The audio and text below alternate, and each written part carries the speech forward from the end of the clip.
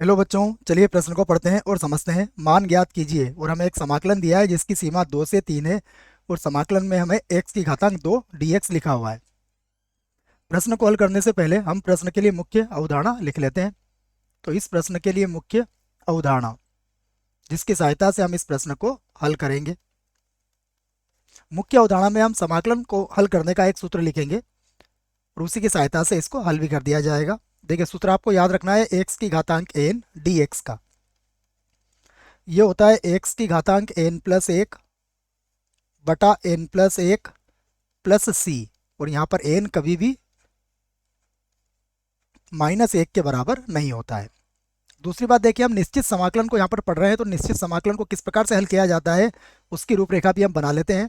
मान लीजिए हमारे पास यह कोई निश्चित समाकलन है और इसको अगर समाकलन करते हैं तो ये कैपिटल एफ एक्स के बराबर आता है और इसकी सीमा कितनी है, ए से बी है। तो आपको ये याद रखना है कि सबसे पहले उच्च सीमा रखी जाएगी, अर्थात बी का मान रखा जाएगा एक्स के स्थान पर, तो ये बनेगा एफ बी, और उसके बाद नीचे की सीमा रखी जाएगी तो ये बनेगा एफ ए। आइए प्रश्न को आई के बराबर मानते हैं और हल करते हैं। तो माना हमारा जो प्रश्न है वो आई के बराबर है, तो ये होगा 2 की घातांक 3 एक्स का वर्ग और ये हो गया डी एक्स। इसका हम समाकलन कर देते हैं। देखो, तो एक्स की घात 2 का समाकलन क्या होगा, एक्स की घात 2 का समाकलन होगा एक्स की घात 3 और बटे में भी आ जाएगा 3, और सीमा कितनी है इसकी, 2 से 3 होगी। जैसा मैंने आपको बताया कि सबसे पहले हम ऊपरी सीमा रखेंगे, फिर माइनस लगा के निम्न सीमा रखेंगे। तो 1/3 को तो मैं बाहर लिख देता हूँ।